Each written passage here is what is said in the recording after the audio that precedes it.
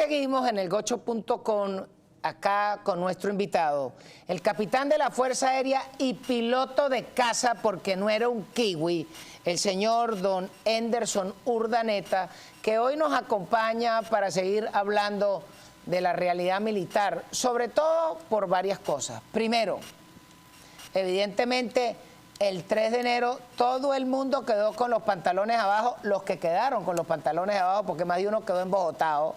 Segundo, a más de uno el pañal Securezza no le alcanzó. Y tercero,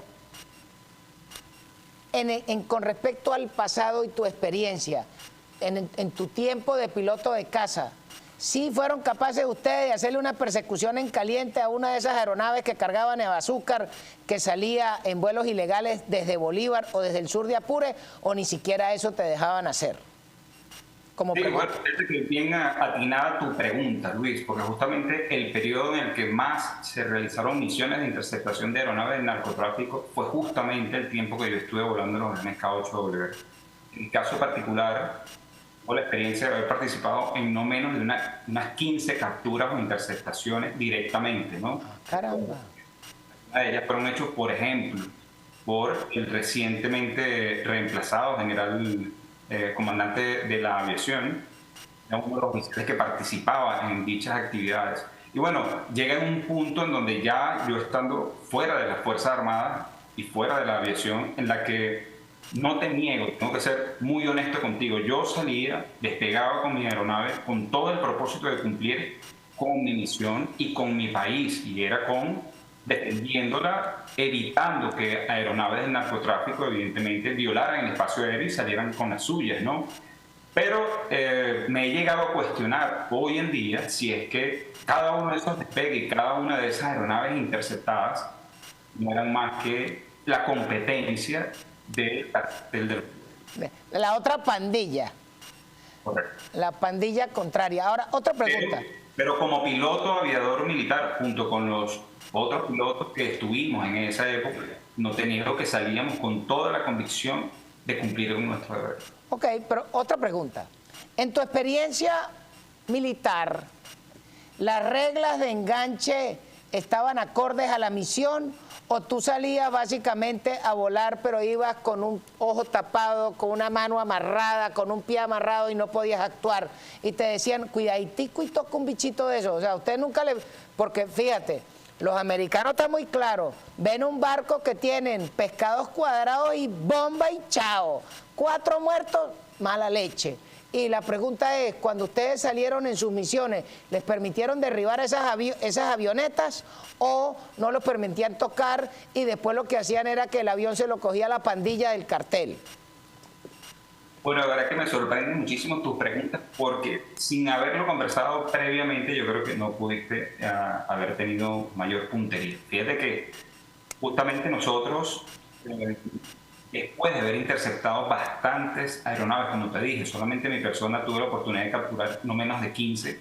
En el año, cuando me voy de baja, en el año 2015, sale justamente la ley de derribo de interceptación de aeronaves ilegales en el espacio aéreo venezolano, ¿no? Justamente cuando sale la ley que determina que ya en el espacio aéreo, o sea, un avión volando, se puede derribar las aeronaves, cuando viene en descenso, digamos que el cumplimiento de dicha misión.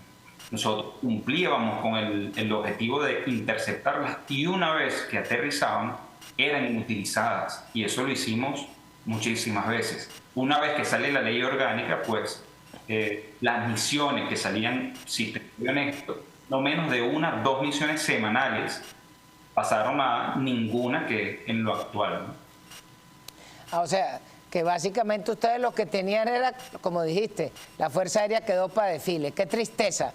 Y avanzando la película y viendo al futuro, ¿cómo ves tú, de acuerdo a tu visión, que debe ser la defensa del país? ¿Hay que mantener una Fuerza Aérea? ¿Hay razones para tener una Fuerza Aérea? ¿Hay razones para mantener una Fuerza Armada? ¿O a menos de que se vuelva a recoger la ficha y se vuelva a barajear y se vuelva a plantear una nueva misión, hay que liquidarla por inventario? ¿Cuál es tu opinión?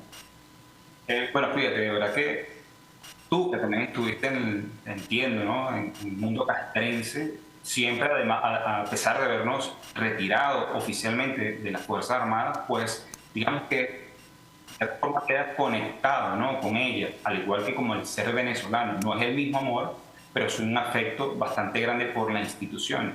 Y como un militar aviador retirado, como tú lo mencionaste, un piloto de caza que pude alcanzar mis sueños de niño, puedo afirmarte desde una posición muy clara, desde el análisis que yo hago a las Fuerzas Armadas, es una. Mira, nosotros tenemos 200 años aproximadamente de ser una república independiente, ¿no?, de lo que fue el Imperio Español.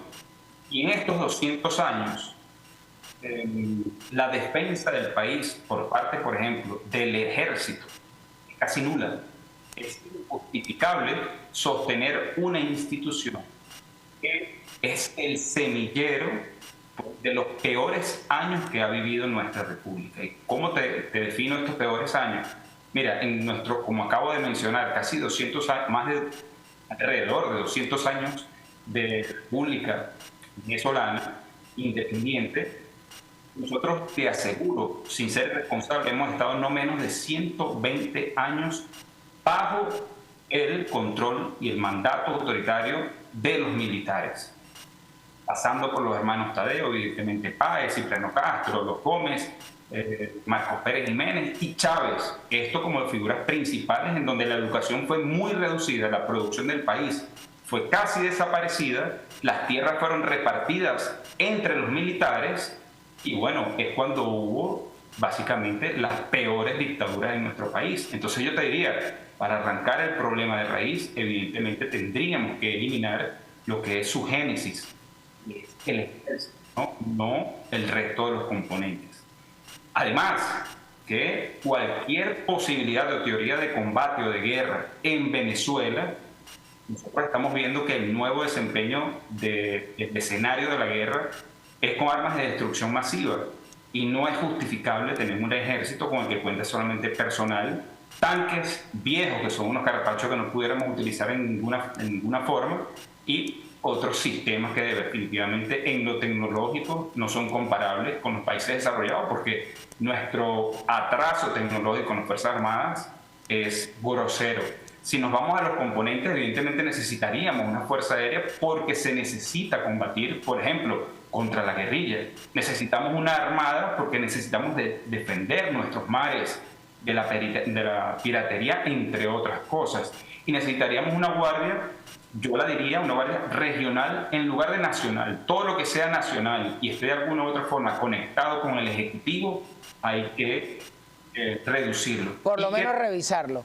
Mira, creo que, don Henderson, y quería agradecerte por acompañarnos. El tiempo de televisión juega en nuestra contra, pero te volveremos a invitar porque el tema militar le falta. Muchísimas gracias por acompañarnos y ya regresamos con elgocho.com.